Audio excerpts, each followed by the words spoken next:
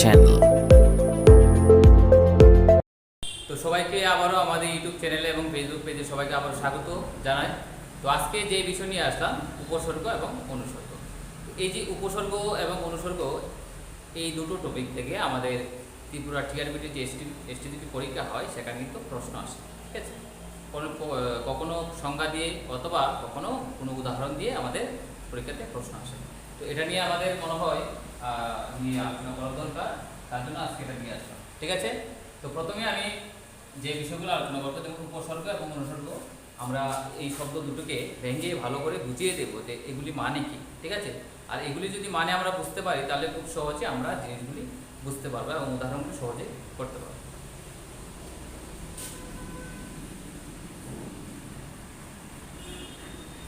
উপসর্গ এবং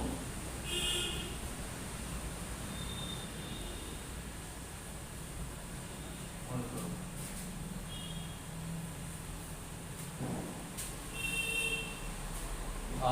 তো প্রথমে আমি এগুলিকে বিশ্লেষণ করব যাতে সহজে বুঝতে পারা যায় যে উপসর্গ কি এবং অনুসর্গ কি, ঠিক আছে।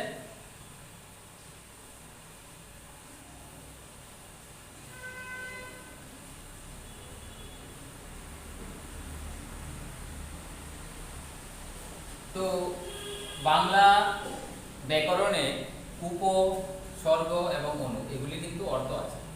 তো যাই হোক, উপ দুটো অর্থে ব্যবহার করা হয়, একটা হলো মত আর একটা হলো আগে,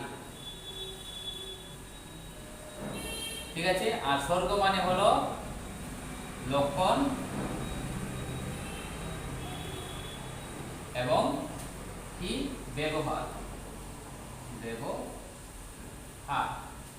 আর অনু মানে হলো কি অনুরূপ এবং পরে। তাহলে দেখুন, আমি এখানে একটা পদ্ধতির মাধ্যমে সহজ ভাষায় এটা বুঝে নেব। যেমন তাহলে কি হলো উপসর্গ অনুসর্গ,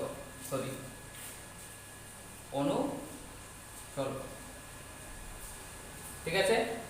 তাহলে উপ মানে হলো মত বা আগে, যে মানে যেটা আমরা কি করি কোন শব্দের আগে আমরা ব্যবহার করি, মানে শব্দাংশের আগে যখন আমরা সেটা ব্যবহার করি বা যেটা আমাদের কি হয় এটা ব্যবহার করলে আমরা ওই জিনিসটার মতো লাগে, তখন এটাকে বলা হয় উপ, ঠিক আছে, উপসর্গ।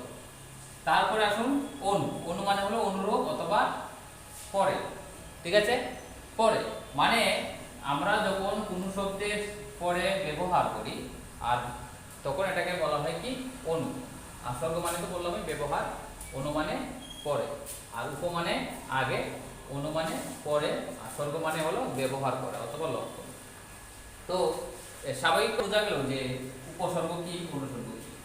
তো উপসর্গের সংজ্ঞা হলো কি, উপসর্গের সংজ্ঞা হলো যখন আমরা বাংলা ভাষার বা কোনো শব্দের আগে, ঠিক আছে, কোনো শব্দের আগে যদি কোনো শব্দাংশের অংশ আমরা শব্দের আগে বসিয়ে নতুন একটি শব্দ তৈরি করি, গঠন করি, অথবা কোনো শব্দের বিপরীত শব্দ গঠন করি, তখন এটাকে বলা হয় উপসর্গ, ঠিক আছে। আবারও বলছি, যখন আমরা বাংলা কোনো শব্দের আগে যখন কোনো শব্দাংশ লাগিয়ে নতুন শব্দ তৈরি করি অথবা ওই শব্দের বিপরীত শব্দ তৈরি করি, তখন এটাকে বলা হয় উপসর্গ।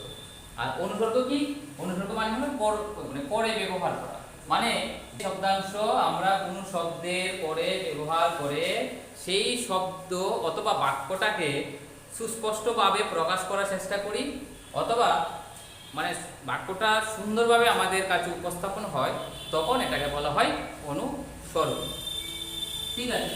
তো আমি আস্তে আস্তে ব্যবহার সহ সেটাকে আমি বুঝিয়ে দেব, ঠিক আছে। তাহলে চলুন আমরা ব্যবহারের মাধ্যমে, উদাহরণের মাধ্যমে আমরা সেটা শিখে নিই।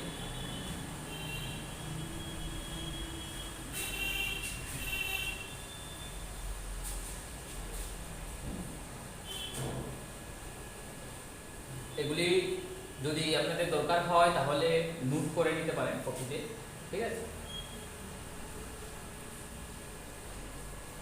আমি প্রথমেই একটা উপসর্গের উদাহরণ দেব। যেমন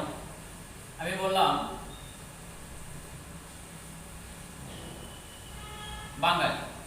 ঠিক আছে, তো এই যে বাঙালি একটা শব্দ, এই শব্দের সঙ্গে আমি কি করব, একটা উপসর্গ যোগ করে দেবো ওটার আগে, এখানে আগে। তাহলে আমি একটা দিলাম, ঠিক আছে, সরি, তাহলে এটা যদি আমি একটা এখানে উপসর্গ লাগিয়ে দিই অ, তাহলে হয়ে যাবে অবাঙালি। তাহলে দেখুন বাঙালি থেকে নতুন একটা শব্দ এসছে, কি শব্দ হয়ে গেল, অবাঙালি, মানে বাঙালির বিপরীত অবাঙালি। ঠিক আছে, তাহলে দেখলাম আমি কি এখানে নতুন একটা শব্দ গঠন হলো এবং কি হলো, সেই আগের শব্দটার একটা বিপরীত শব্দ হয়ে গেল। তাহলে এটাকে বলা হয় কি আমাদের উপসর্গের উদাহরণ।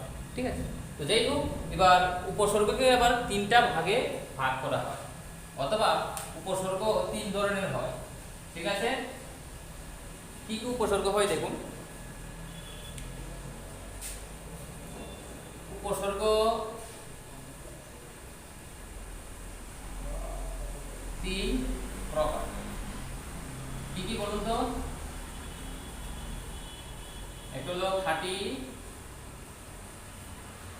ঠিক আছে, খাঁটি খাঁটি বাংলা উপসর্গ। 2 নম্বর আমাদের হবে তৎসম, তৎসম উপসর্গ। তো তৎসম আমাদের মনে রাখতে হবে, মানে সংস্কৃতের মতো, মানে হলো সংস্কৃত উপসর্গ, মানে যে উপসর্গটা সংস্কৃত থেকে এসেছে। যে খাঁটি বাংলা উপসর্গ মানে কি, যেটা আমাদের বাংলা ভাষা থেকে আমাদের যে উপসর্গগুলো এসছে সেই উপসর্গগুলি হলো খাঁটি বাংলা উপসর্গ। আর তৎসম উপসর্গ মানে, তৎসম মানে অর্থ বুঝতে হবে, তৎসম মানে হলো সংস্কৃত বা সংস্কৃতের মতো। এই যে সংস্কৃত থেকে যে উপসর্গগুলো আমাদের এসছে, আমাদের বাংলা ভাষার মধ্যে এসছে, সেগুলো হলো তৎসম উপসর্গ। ঠিক আছে, মানে আমি দেখতে পাই ব্র্যাকেটে সংস্কৃত উপসর্গ। আর 3 নম্বর হলো বিদেশি, বিদেশি উপসর্গ।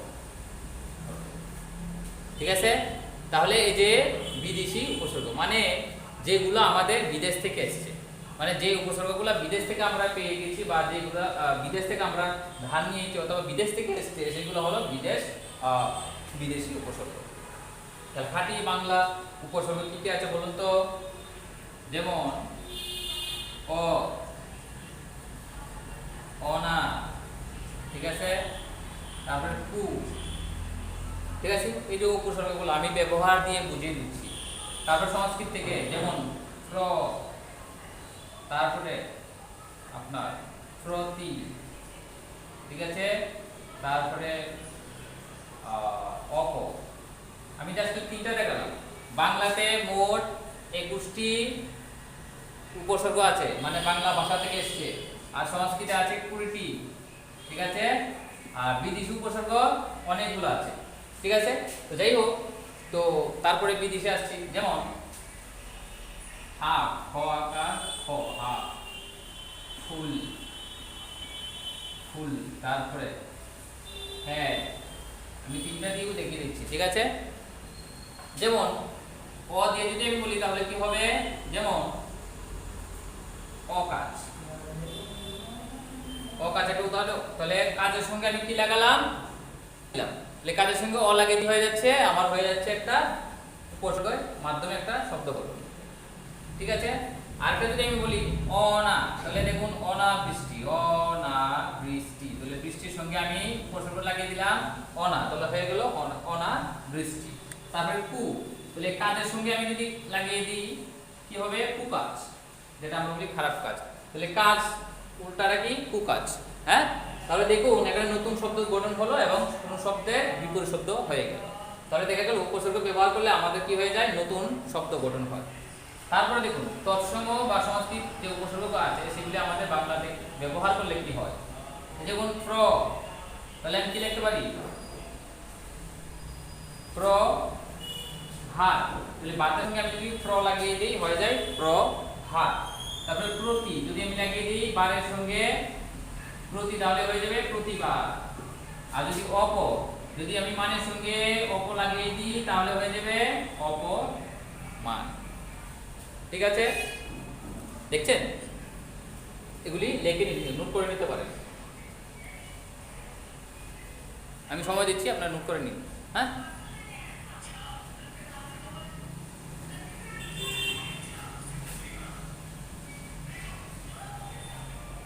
ঠিক আছে। তাহলে আশা করি বুঝতে পেরেছেন। যদি বুঝতে না পারেন আমাদের কমেন্ট করে জানাবেন যে স্যার আমাদের বুঝতে অসুবিধা হয়েছে, আমরা অবশ্যই চেষ্টা করব বোঝানোর জন্য। ঠিক আছে, তারপরে চলুন উপসর্গ অনুসর্গ। আমি আশা করি ত্রিপুরার মধ্যে এরকমভাবে মানে আজ পর্যন্ত কেউ বোঝায়নি বা আমি পাইনি। ঠিক আছে, আমি পাইনি যেহেতু আমি বলছি, অন্যরা হয়তো বা পেয়ে থাকেন, হ্যাঁ, অথবা আপনারা পেয়েছেন এরকম ক্লাস উপসর্গ সম্পর্কে, তো আমি পাইনি, ওই জন্য বলছি। আর আমাদের সময় ছিল কিন্তু আমরা সেরকমভাবে সুযোগ সুবিধা পাইনি, বা আমাদের শিক্ষকরা এভাবে ডিপলিভাবে বা ব্রিফলিভাবে কোনো আলোচনা বা ডিসকাশন করেননি। যাই হোক, তারপরে বিদেশি উপসর্গ আমি তো বললামই যেগুলো বিদেশ থেকে এসেছে। যেমন হ্যাঁ, আমরা অনেক সময় বলি দেখবেন হা হাতা, বলি না হা পাতা। যেমন শার্ট একটা কিনলেন, এটা অর্ধেক হাত কাটা, তখন এটাকে আমরা বলি কি হাফ হাতা। তারপরে ফুল ফুল হাতা আমরা বলি না ফুল হাতা, ঠিক আছে, ফুল হাতা। আবার আছে কি হেড, আমরা বলি কি হেড মাস্টার, বলি না হেড মাস্টার মাস্টার। তাহলে দেখুন মাস্টারের সঙ্গে আমি হেড লাগিয়ে দিলাম, হয়ে গেল হেড মাস্টার। হাতের সঙ্গে আরে হাতার সঙ্গে লাগিয়ে দিলাম ফুল, হয়ে গেল ফুল হাতা। আবার হাতার সঙ্গে হাফ লাগিয়ে দিলাম, হয়ে গেল হাফ হাতা। তাহলে এই যে সামনে শব্দের সামনে কি হলো, এগুলি ব্যবহার করে আমরা নতুন নতুন শব্দ গঠন করেছি। তো এই হলো আমাদের উপসর্গ। ঠিক আছে, তো আশা করি উপসর্গ আপনারা বুঝতে পেরেছেন। এবার আমরা চলে যাব অনুসর্গতে। যদি বুঝতে অসুবিধা হয় অবশ্যই আমাদের কমেন্ট করে জানাবেন যে স্যার বুঝতে অসুবিধা হয়েছে, আমরা পরবর্তী সময় সেটা আমরা শুধরিয়ে আমরা নতুন করে ক্লাস শুরু করতে পারবো। ঠিক আছে,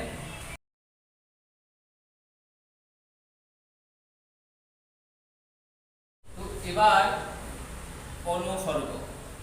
অনুসর্গ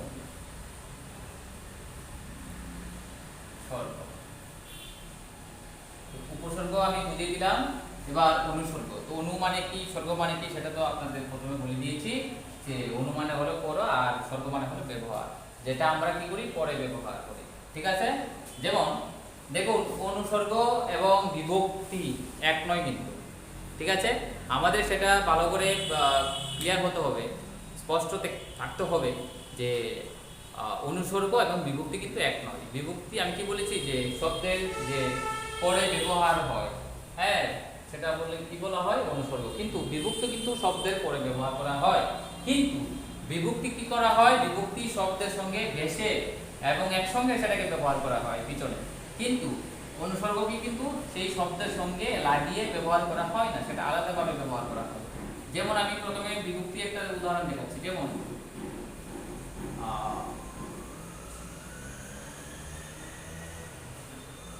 বাড়ি, তো বাড়ির সঙ্গে আমি লাগিয়ে দিলাম তে, তে বিভক্তি, তাহলে কি হয়ে গেল বাড়িতে।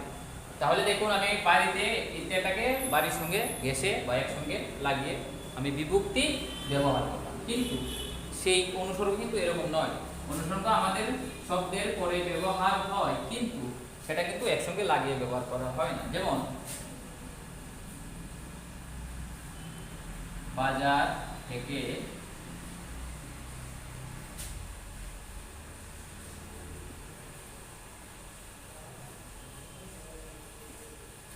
বাজার থেকে মা এসছে।